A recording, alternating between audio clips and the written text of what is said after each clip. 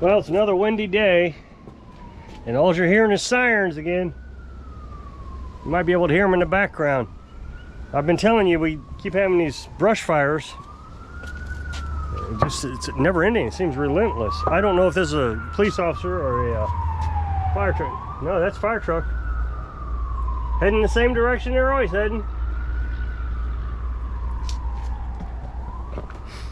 The wind is just relentless. You come out here to work and it takes you 5 extra steps to do anything. I mean, you figure, for example, you come out here to do some work on the, you know, weed eater or something. You're working here on the porch like I always do, and you start setting nuts and bolts down, and the wind just picks up and throws it. I had a nut here, just a small little nut, and I started looking around and it was gone. I mean, it was just gone.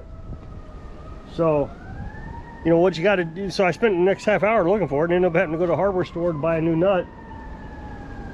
And you know, the air filter, you set that down, it flies off. Yeah, the sirens are going crazy. Yep, that's the bigger truck.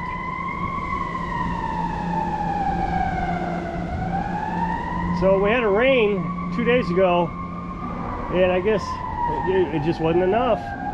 I was just over there where this fire keeps breaking out at just this morning. There was nothing, no smoke or anything. So I hope they get it under control, because, well, they're the volunteer fire department. I wrote the governor, you know, you go to the website, I wrote the governor saying, hey man, send out some helicopters. And apparently it is just too windy to get helicopters up in the air during these fires. Well, I mean, I could have argued with him all day long, but my thinking is well, when it's not windy, send up the helicopters and dump water on all the areas that were on fire and just get them doused out. I mean, all I gotta do is pull from the lake. The lake is right next to the fire.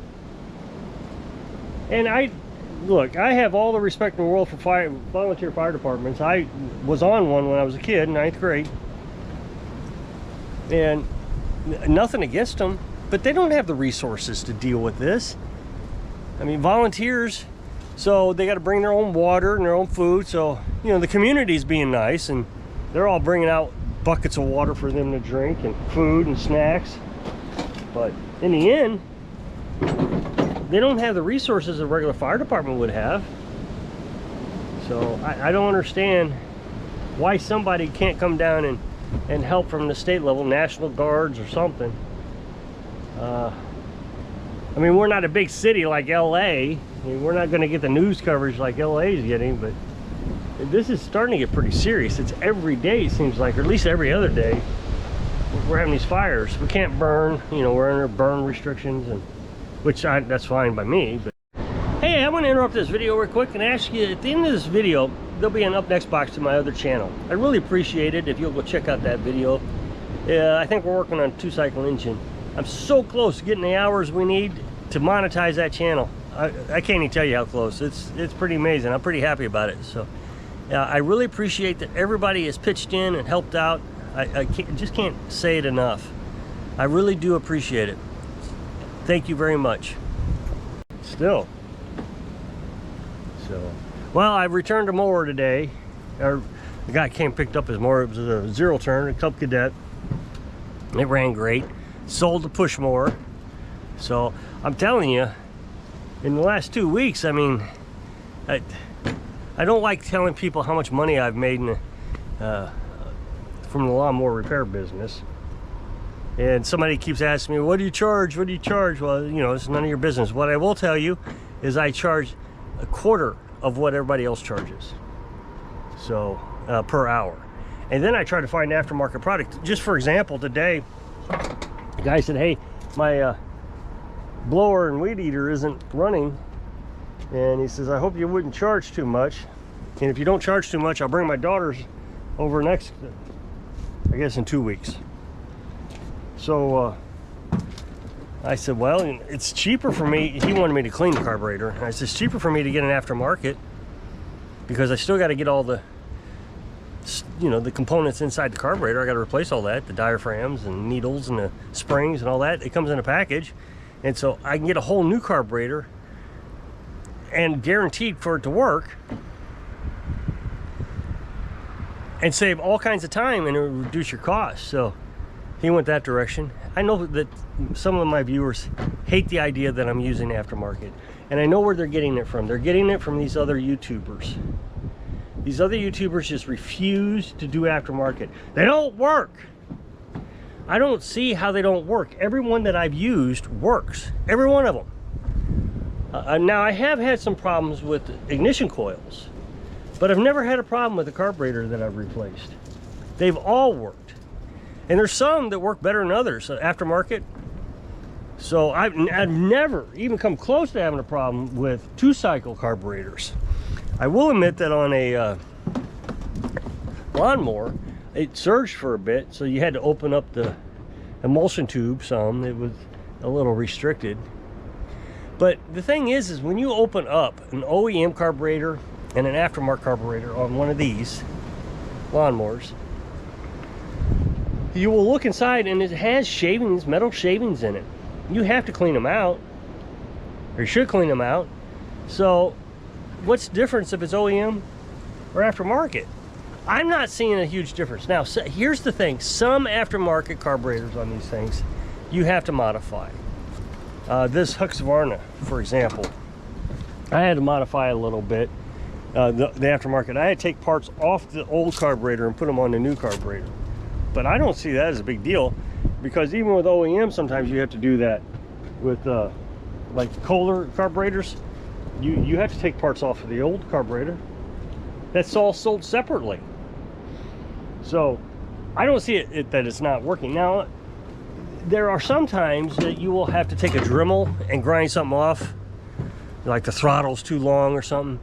But what they try to do with these aftermarkets is they try to get these carburetors to fit multiple machines. And sometimes, you know, they don't get exactly right.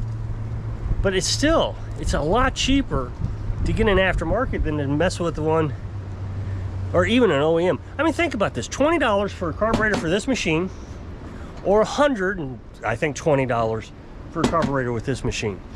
The thing is the customer may not take care of it the way I would think they should take care of it.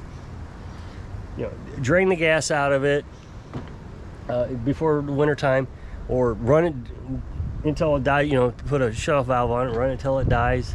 You know, something like that. But a lot of people don't do that. They just park it. You think about it, they don't go through a maintenance routine. What they do is, well, I think I'm going to mow the grass. And so they mow the grass, and it turns out that was the last time they had to mow the grass. And last year, everybody around here probably stopped mowing grass in July, maybe August, because the grass died. There was no rain. Everything died. So nobody mowed their grass. So they stopped mowing, and then they forgot about their lawnmower, and it sat through the winter. So you just put a $100 carburetor on it, and they forgot. They didn't drain it. I've been guilty of not draining carburetors. So it can happen. You just forget. So why not put a $20 carburetor on there that's going to last a year because you forgot, or a $100 carburetor on there and it's going to last a year because you forgot. Just save the money. So I don't buy this, and I get it all the time. I wouldn't use aftermarket. You're going to pay for that. I'm not sure what I'm paying for. Well, I just sold a push mower. Everything was original on it. Everything. I put gas in it. You know, I drained the gas out. I don't know, probably December. I ran it out of gas and parked it. Now, when you do that, the carburetor can stick. You know, throughout the winter, it'll start to stick. That float in there will stick. So, original OEM carburetor, fairly new lawnmower, and I put gas in it, started on the first pull just like it should, and then a while later came out and it was leaking gas because the float stuck. So all you got to do is you got to bounce it, but not everybody knows to do that, so they're out buying carburetors. You know, they just, I think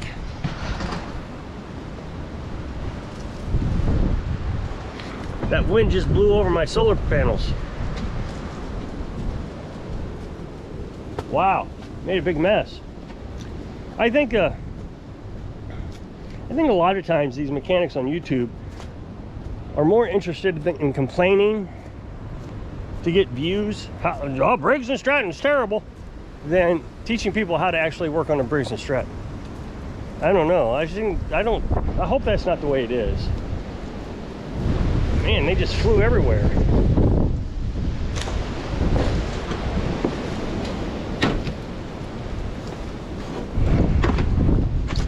I'm just gonna lay him down for now.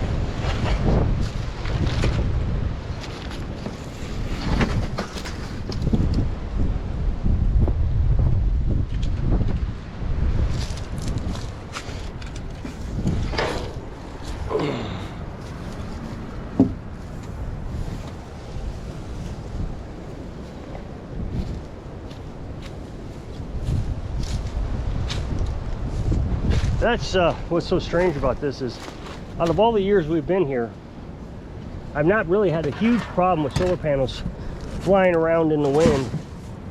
This is the only time, you know, maybe 2 years ago, this one flew in the wind and landed on a rock. It was the only time I've ever had a problem with it. This year, it's been so windy, I come down here about daily and deal with them. It's basically non-stop.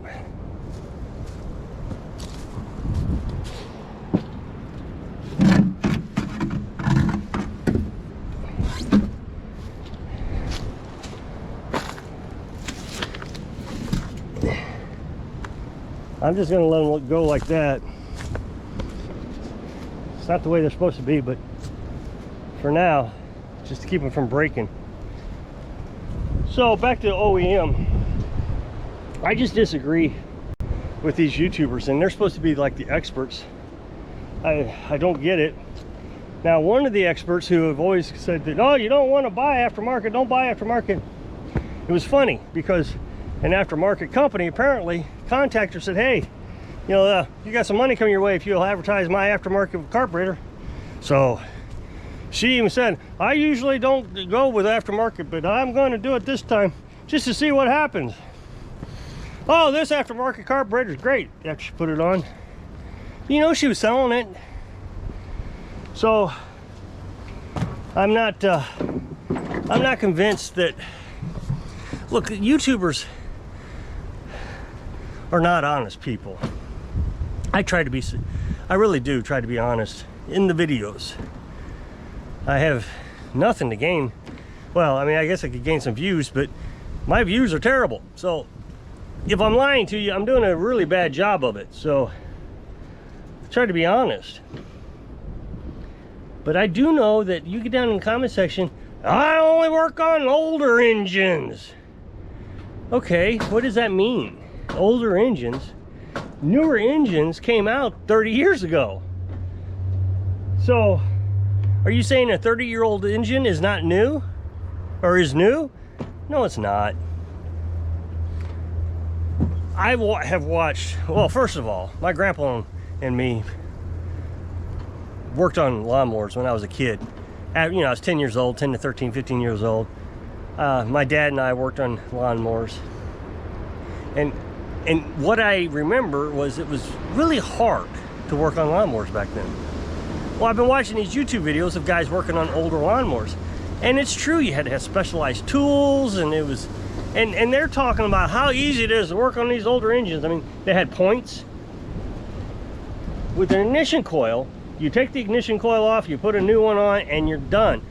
How hard is that? But they go out so fast. Well, back in the old days, you had to use points, and you had to set the points, and you had to put them in there. I hated points. Still, I won't touch them. I don't like them. So, no. Today's engines are easy to work on. They're designed, in my mind, for assembly, for manufacturing assembly. Back in the old days, assembly practices were terrible. Absolutely terrible. Engineers would put an engine together thinking about how to make it run. But then when you got it to the assembly line to put together, they were spending tons of money assembling these things. Well, nowadays they think about assembly. How can we make it easier and faster to assemble these things, get them out the door and sold? People will complain, oh, they got cheap parts on them and all that stuff. They had cheap parts on them. If you're working in an old lawnmower, I just don't get it. If you have a 30-year-old lawnmower and it's like the new one, like you say, oh, I wouldn't buy one of those. Well, it's 30 years old. It's still running. Things break. I mean, my truck's 10 years old, and I'm confident now that the lens, the taillight lens, the glue just fell off. It just popped off. So, you know, things break, things happen. These are easier to work on. I'm convinced of it. So, anyway, I guess I went on a rant too long about OEM versus aftermarket. But I'm telling you, if you're going to work on a lawnmower, go aftermarket. You can literally buy 5 carburetors for the price of one. OEM's 120 bucks or 100 bucks or whatever it is, and you can buy aftermarket for 20 bucks. I mean, and the thing is with Amazon, you get them off Amazon, if it doesn't work, you just return it. Really, no questions asked. You just say, I want to return it, and then you take it to the UPS center. It's not that hard. So if you'll click this up next box, it'll take you over to my other channel, and we'll be working on, I think a 2-cycle engine. So hope I can inspire you to get out of the wind so you can live your dreams. Thanks for watching.